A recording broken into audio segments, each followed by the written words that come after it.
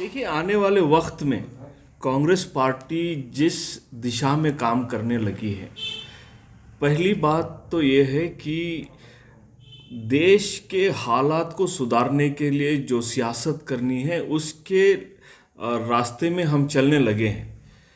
आज एमआईएम को हराना है या कोई दूसरी पार्टी को हराना है वो बात अलग है, लेकिन आज कांग्रेस पार्टी के सामने एक सबसे बड़ी चुनौती ये है कि बीजेपी को गद्दी से हटाना है।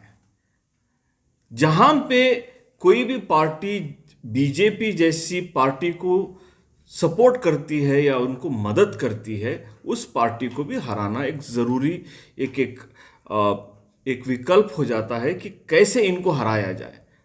मैंने आपके सवाल को समझ लिया है कि एमआईएम ने यहाँ पे खाता खोल रखा है, लेकिन आने वाले वक्त में जब असेंबली के इंतखाब होंगे तो आप देखेंगे कि कांग्रेस पार्टी उभर कर बीजेपी को भी शिकस्त देगी और यहाँ पे एमआईएम को जमने का एक मौका भी नहीं देगी। आज कर्नाटक की आवाम समझ गई है कि ऐसे बांटने वाली पार्टी जो आवाम को बांटती है, जो लोगों को बांटती है और बीजेपी को सपोर्ट करती है, ऐसी सियासत और ऐसी पार्टियों को दूर रखना यहाँ की कौम समझ गई है और सीख गई है। तो कहा यह जा रहा है कि कांग्रेस से इंसाफ नहीं मिल रहा है, इसीलिए मुसलमान एमआईएम का रुख कर रहे हैं।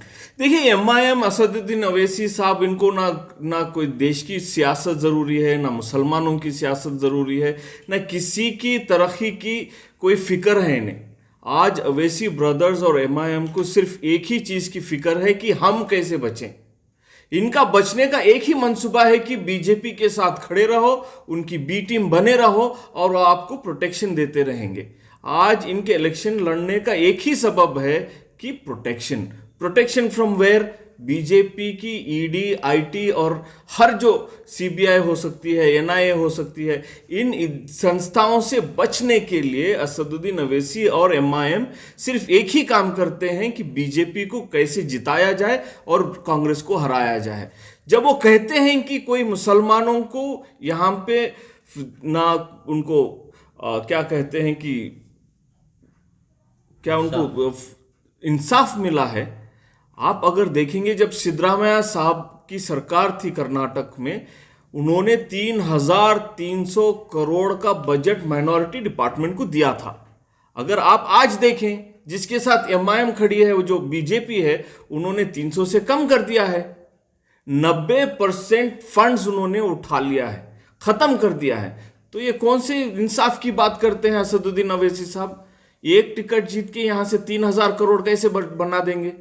अगर मुसलमानों को अगर इंसाफ मिलना है, अगर उनका हक मिलना है, तो एक ही पार्टी दे सकती है, वो है कांग्रेस पार्टी।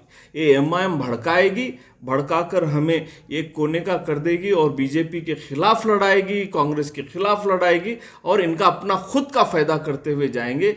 ये किसी अवाम के लिए नहीं, किसी रिलीजन के लिए नहीं, किसी के नहीं हो सकते। असदुद्दीन अवैसी और एमआईएम पार्टी ये सिर्फ अपने मफाद के लिए काम करते हैं। कांग्रेस ने अभी लोकल बॉडी इलेक्शंस के जो रिजल्ट आए हैं उस पर क्या जायजा लिया है, किस तरह से काम? देखिए, हमने बहुत गहराई से इसकी एनालिसिस की है। कहीं ना कहीं कुछ गलतियां हुई हैं। उस गलतियों को सुधारने के लिए हमने अपनी रणनीति बनाना शुरू कर दिया है। आने वाले इंतखाब बैंगलोर लोकल बॉडी इलेक्शंस हो सकते हैं, एमएलए इलेक्शंस हो सकते हैं और आने वाले बहुत सारे इंतखाब होने वाले हैं। उसमें आप देखेंगे ना हम अवैसी और एमआईएम को टिकने देंगे और बीजेपी को शिकस्त जरूर देंगे। मुस्लिम लीडरों को जब हम नरेंद्र मोदी और अमित शाह से ही नहीं डरे, असदुद्दीन कौन है? जब हम देश को बरगलाते हुए और लोगों को तकलीफ देने वाले जो दो जो हैं, अमित शाह और अदानी और अंबानी की जो सरकारें हैं, जब उनसे नहीं डरे तो हम असदुद्दीन अवैसी और अकबरुद्दीन अवैसी और उनकी पार्टी से कैसे डरेंगे?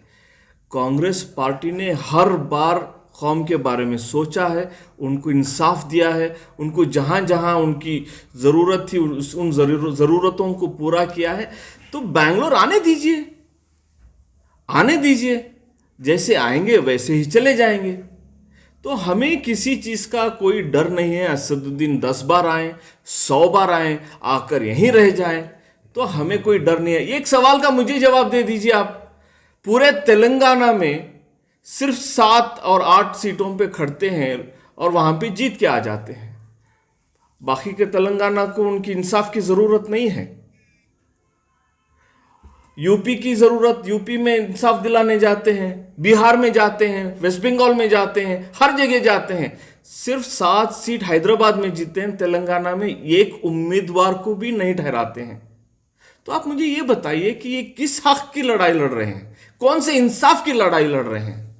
इंसाफ अगर लड़ना, इंसाफ अगर इस देश की कौम को दिलाना है तो आपको सेकुलर फोर्सेस के साथ जमा होकर, उनके साथ अलायंस करके बीजेपी के साथ लड़कर दिखाइए। आप सेकुलर फोर्सेस के खिलाफ लड़ते हैं और बीजेपी को साथ देते हैं, तो कौन सा इंसाफ हो गया? आप मुझे बताइए। मुसलमानों की आबादी करीब 17% से 20% अगर पूरे देश में भी है, अगर एक तरफा खड़ जाए और सारे वोट एमआईएम को डाल दें, तो आप बताइए मुझे कि कितने सीट पूरे इंडिया में जीत कर आएंगे? नहीं देंगे। कौन से दलितों की सीट पे आप मुझे बताइए कि तेलंगाना के कौन सी एससी रिजर्व सीट में इन्होंने अपने उम्मीदवारों को ठहरा के जिताया है, ये बताइए। वेस्ट बंगाल में क्यों नहीं ठहराया, यूपी में नहीं, क्यों नहीं ठहराया? अब कहेंगे कि हम ठहराएंगे, लेकिन बिहार में क्यों नहीं उन्होंने अपने उम्मीदवारों को ठहराया? महाराष्ट्र में क्यों नहीं ठहराया? दलितों का कार्ड इस्तेमाल करना इन्होंने सीख लिया है, लेकिन ये सिर्फ वोट बांटेंगे, वोट काटेंगे और काट कर किसी और, ये जो शैतानी जो ताकत है जो बीजेपी है, उसको जिताने का काम कर रहे हैं। इसको कोई साइंस की जरूरत नहीं, कोई लॉजिक नहीं है, सिंपल स्ट्रेट फैक्ट्स हैं। जहां पे मुसलमान है अपने उम्मीदवार को ठहराओ और वहां पे वोट बांटो और बीजेपी को जिता दीजिए। तो ये कौन सा कौम का काम कर रहे हैं, मुझे बताइए। अगर असदुद्दीन साहब को अगर मुसलमानों के लिए लड़ना अगर उनको जरूरी समझता है, तो पहले आप अपनी विचारधारा को सही करिए और कहिए कि हम सेकुलर फोर्सेस के साथ खड़े रहेंगे, सेकुलर फोर्सेस के साथ खड़ के हम उनको मदद करेंगे और जहां पे हमें मदद की जरूरत है मदद लेंगे और बीजेपी को हराएंगे। लेकिन ये कहते हैं जहां पे अपोजिशन एक ताकत बनने लगती है, वहां पे ये जाते हैं कि मैं अकेले लड़ूंगा, मुसलमानों के हक के लिए लड़ूंगा। वो कौन सा हक, मुझे बताइए, बता दीजिए कौन सा हक है, कैसा होगा? तो आपको अगर इस देश की सेवा करना है तो सिर्फ एक ही काम करना है, आइए सेकुलर फोर्सेस के साथ जमा हो जाइए।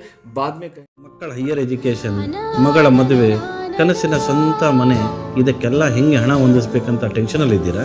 ಟೆನ್ಷನ್ ಬಿಡಿ, ನೀವು ಅಡವಿಟ್ಟ ಚಿನ್ನವನ್ನ ಬಿಡಿಸಿ ನಿಮ್ಮಲ್ಲಿರೋ ಹಳೆ ಚಿನ್ನವನ್ನ ಇಂದಿನ ಆನ್ಲೈನ್ ರೇಟಿಗೆ ಕೊಂಡುಕೊಂಡು ತಕ್ಷಣ ನಿಮಗೆ ಬಾಕಿ ಹಣ ಕೊಡ್ತೀವಿ. ಹಿಂದೂಸ್ತಾನ್ ಗೋಲ್ಡ್ ಕಂಪನಿ, ಇದು ನಮ್ಮೆಲ್ಲರ ಕಂಪನಿ.